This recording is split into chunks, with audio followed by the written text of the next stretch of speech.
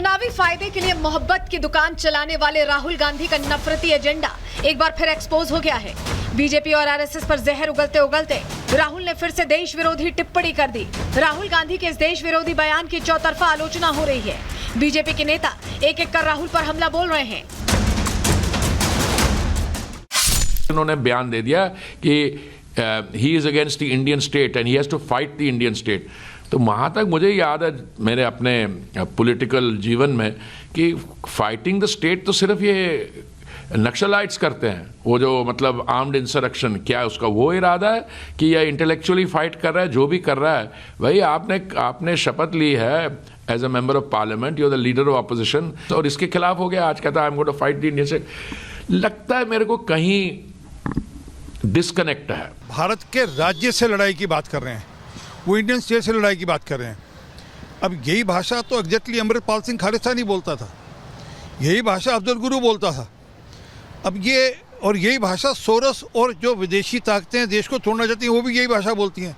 अब इनके आपस में क्या तार मिले, इसकी जानकारी आनी चाहिए। खड़गे साहब जवाब दीजिए कि सोरस का, राहुल गांधी का, अमृतपाल सिंह खालिस्तानी का क्या रिश्ता है? राहुल गांधी के बयान के बाद कांग्रेस एक बार फिर से बैकफुट पर है। राहुल के इस बयान को कांग्रेसी नेता डिफेंड नहीं कर पा रहे हैं। यही वजह है कि कांग्रेस राहुल के बयान पर टिप्पणी करने के बजाय आरएसएस को टारगेट कर रही है। आरएसएस के जो मोहन भागवत जी हैं, उन्होंने काफ़ी अपमानजनक शब्द का उन्होंने व्यवहार किया। भारत के स्वतंत्रता संग्राम के साथ भारत के वो हज़ारों शहीद देश के हर कोने में जिन्होंने भारत के स्वतंत्रता के लिए अपनी जीवन की शहादत दी, उनका अपमान किया। और इसीलिए इस टिप्पणी की निंदा हम पूरी पार्टी और पूरे देश को करनी चाहिए। राहुल गांधी ने देश विरोधी बयान पहली बार नहीं दिया है। इससे पहले वो कई बार ऐसी बयानबाजी कर चुके हैं। अमेरिका में तो राहुल गांधी ने भारत को फेल स्टेट मानने से इनकार कर दिया था, जिस पर उनकी जमकर आलोचना हुई थी। India is not described as a nation. In our constitution, the line is India, that is Bharat, is a union of states. Rahul Gandhi Lok Sabha में नेता प्रतिपक्ष के पद पर हैं। इसके बावजूद उनकी देश विरोधी टिप्पणियां थमने का नाम नहीं ले रही हैं। ऐसे में सवाल ये है कि क्या राहुल गांधी सत्ता के लिए किसी भी हद तक जाने के लिए तैयार हैं? सवाल ये भी है कि आखिर राहुल बीजेपी आरएसएस के खिलाफ हैं या फिर देश के खिलाफ? राहुल की लड़ाई आखिर किससे है? Bureau report, Republic Bharat.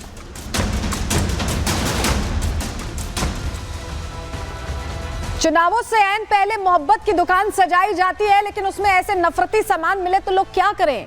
क्योंकि देश में इस तरह की बात कहना देश को लेकर अपने आप में सेंटिमेंट्स हर्ट करने वाला है। और राहुल गांधी देखिए, जिस तरह से राहुल गांधी बयान देते रहते हैं वो हैरान करता है। देश राज्यों से बना है, राज्यों में नकारे गए हैं, लगातार लोकसभा चुनावों में भी स्थिति अच्छी नहीं रही। तो क्या यही वजह है बौखलाहट की? हम यूं ही नहीं कह रहे। जानकारी चलिए आपके सामने रख रहे हैं, जल्दी से आपको जरा बताते हैं। तमिलनाडु में 61 साल से कांग्रेस की सरकार नहीं बनी, दाल नहीं गली यहाँ पे। बंगाल की बात करें, 51 साल से यहाँ भी एंट्री नहीं हो पाई, एग्जिट का ही रास्ता दिखा रही है जनता।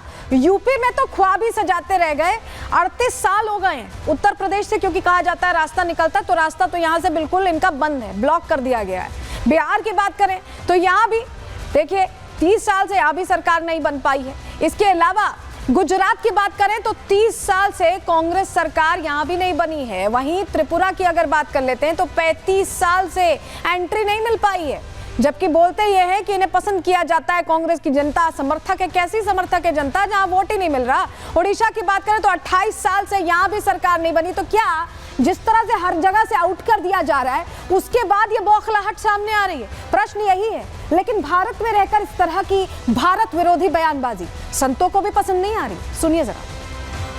बहुत गलत है, निंदनीय है, ये घोर अपराध किया हुआ है। इनके ऊपर मुकदमा दायर होना चाहिए। और राष्ट्र के विरोध में जो बोलते हैं वो कभी सक्सेस नहीं होते। या तो ये मानसिक संतुलन अपना खो बैठे हैं, इसलिए इनको बहुत चिढ़न है। ये सारे देश विरोधी बयान दे रहे हैं, इनको देश से कोई लगाव नहीं है। ऋषि हमारे सनातन की सुरक्षा के लिए जो बीड़ा उठा लिए हैं, इनको बहुत बड़ी जलन और बहुत बड़ा भय लग रहा है।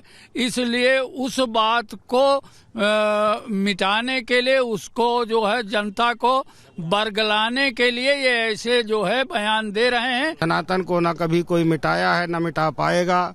वार्तालाप तो कोई कुछ कहता है, कुछ भी जिसकी जो मानसिकता होती है वो कहता है, लेकिन सनातन धर्म में अटल है और अटल रहेगा। से राष्ट्रीय स्वयंसेवक संघ का जो सबसे बड़ा योगदान है वो राष्ट्र और राम को पर्याय बना करके देखने में है। अच्छा, आपको हैरानी होगी कि जो कुछ राहुल गांधी कह रहे थे वो मंच कांग्रेस का ही था, कोई सियासी कार्यक्रम नहीं था। भारत विरोधी बयानबाजी कांग्रेस के तमाम वरिष्ठों के बीच हो रही थी। मौका क्या था, जरा तस्वीर के जरिए आपको बताते हैं। कांग्रेस को देखिए, नया मुख्यालय मिल गया। ये नया मुख्यालय जो मिला है, ये आपको तस्वीर के जरिए हम दिखाने जा रहे हैं, क्योंकि ये पुराना जो एक तरह से ये दफ्तर है वो आप देख रहे हैं, पुराना दफ्तर आप देख रहे हैं, और अब ये नया मुख्यालय है। ये तस्वीर देखिए, जैसे पहले पुराने दफ्तर की तस्वीर आपको दिखा रहे थे, ये नया मुख्यालय है, कांग्रेस को मिला है। और उद्घाटन कार्यक्रम में पूरी तैयारी यहाँ दिखाई दी है। पुरानी जो दफ्तर बिल्डिंग है उसकी तस्वीर हम आपको दिखा रहे हैं। उद्घाटन कार्यक्रम का ही ये मंच था जहां राहुल गांधी पहुंचे, और राहुल गांधी जब पहुंचे तो इनॉग्रेशन देखिए सोनिया गांधी कर रही हैं, मल्लिकार्जुन खड़गे। ये मंच पे राहुल गांधी जब बोल रहे थे तो ये तमाम जो लीडर्स यहाँ आपको दिखाई दे रहे हैं उद्घाटन कार्यक्रम में, ये मौजूद थे।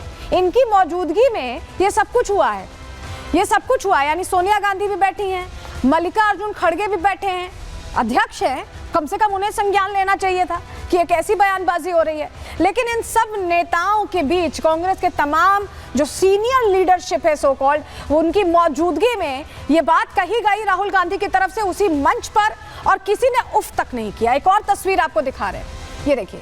ये जो तस्वीर है ये प्रश्न खड़े करती है कांग्रेस के परिवारवाद वाले नैरेटिव पर, क्योंकि देखिए कांग्रेस मुख्यालय और यहाँ पर लिखा है सरदार मनमोहन सिंह का नाम होना चाहिए था। इंदिरा भवन नाम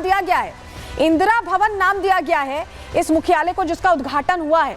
तस्वीर आपको दिखाई हमने, और कांग्रेस दफ्तर के बाहर ही ये जो पोस्टर्स लगे गए हैं उसमें मांग रखी गई है कि मनमोहन सिंह के नाम पर इस भवन का नाम होना चाहिए। कुल मिलाकर देखिए, इस नए दफ्तर पर, इस नए एक तरह से ऑफिस के नामकरण पर भी सवाल खड़े हो गए हैं। दिल्ली में कांग्रेस को नया मुख्यालय मिला है और सोनिया गांधी ने मुख्यालय का उद्घाटन किया। हमने तस्वीर आपको दिखाई। नए मुख्यालय में भी परिवारवाद की झलक दिखी है। परिवार को ही ऊपर रखा गया है, पार्टी को नहीं।